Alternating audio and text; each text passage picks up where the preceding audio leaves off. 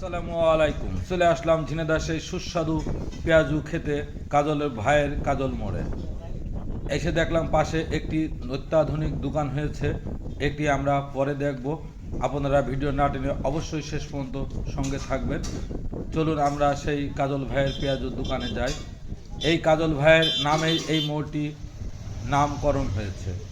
এখানে উনি একাই পেঁয়াজু বেচত, এখন অসংখ্য দোকান, পাকা দোকানও হয়ে গেছে এবং তার নামকরণে এই বাজারটির নাম প্রতিষ্ঠিত হয়ে গেছেন।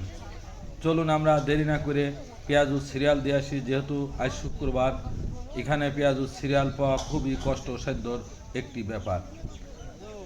এর আগে দোকানটি অনেক ছোট ছিল, এখন একটু বড় করেছেন। আমরা প্রায় দোকানের মধ্যে চলে এসেছি, এখন পেঁয়াজু সিরিয়াল দেবো ইনশাল্লাহ। এখানে পেঁয়াজু ভাজছে, খুবই পরিষ্কার পরিচ্ছন্নভাবেই তৈরি করেন। প্রত্যেক শুক্র ও শনিবারে এখানে 2 থেকে 2.5 মণের উপরে পেঁয়াজু বিক্রয় হয়ে থাকেন। এটি হচ্ছে গিয়ে একটি ফাঁকা মাঠের মধ্যে এই ভাইটি দোকান করেছিলেন তার বাড়ির পাশে। তার বাড়ি ঝিনেদাহ করমন্দপুর, অর্থাৎ মহারাজপুর ইউনিয়নের মধ্যে। আমরা এখন সিরিয়াল দিচ্ছি, কিন্তু পেঁয়াজু উঠানোর সাথে সাথে দেখুন রেগে একটা পেঁয়াজু নেই, বিক্রয় হয়ে যাচ্ছে। সিরিয়াল দিলাম, পাশে দেখি নিহারি বিক্রি হচ্ছে, অনেক সুন্দর এবং অনেক বড়। এত বড় বড় গুলো তুললি তখন বেশি ভালো। এই যে ভাইটি নিয়ে খাচ্ছেন, দেখুন কি সুন্দর দেখতে লাগছে। দেখুন ওই ভাইরা বাড়ি নিয়ে এসে খাচ্ছে, পেঁয়াজুর কালার দেখলেই জিভেই জল চলে আসবে। ভিতরে আমার সফর সঙ্গীরা আছেন, দেখে আসি পেঁয়াজু পেল কিনা। কাজল ভাইয়ের এই পেঁয়াজুর এতটাই নাম ডাক, ঝিনেদা জেলা সহ পার্শ্ববর্তী দূর দূরান্ত জেলা থেকেও মানুষ ছুটে চলে আসেন এই পেঁয়াজু খেতে। এটি ঝিনেদা সদর থেকে 10 কিলোমিটার দূরে মহারাজপুর ইউনিয়ন, করমন্দপুর, কুতুবপুর ও কেষ্টপুরের মাঝামাঝি মাঠের মধ্যে কাজলের মোড় এই ভাইয়ের নামে নামকরণ। দেখতে পাচ্ছেন এখানে এখনো পর্যন্ত আমি সিরিয়াল পাইনি, হয়তো এখনই পেয়ে যাব।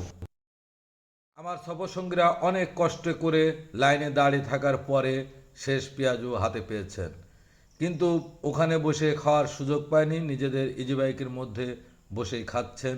আমিও খাবো।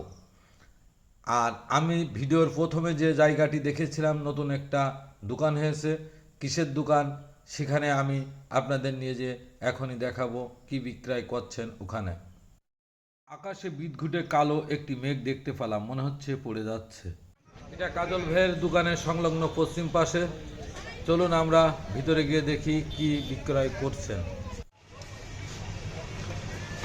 প্রতিষ্ঠানটা কি তোমার? কি নাম তোমার? কি কি ব্যবসা এখানে? ফুচকা, চটপটি, লাচ্ছি। কতদিন করেছে দোকান? এটি 2 দিন আগে চালু হয়েছে। ব্যবসা কেনা ভালো হয়? শুক্রবার বেশি হয় না? আলহামদুলিল্লাহ, প্রত্যেক দিনই ভালো হয়। বাড়ি কে কেনে? জি, এই বাড়ির স্থান। এটা মূলত কফি হাউস ছিল, আর কিছুদিন পরে কফি মেশিন টেশিন সব। কত করে নিচ্ছে এটা?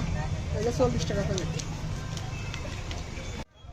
এমন সুন্দর সুন্দর ভিডিও দেখার জন্য আমার চ্যানেলটিতে অ্যাক্টিভের সঙ্গে থাকবেন। আর এতক্ষণ যারা আমার ভিডিওটি ধৈর্য ধরে দেখলেন, তাদেরকে অসংখ্য ধন্যবাদ ও কৃতজ্ঞতা রইল।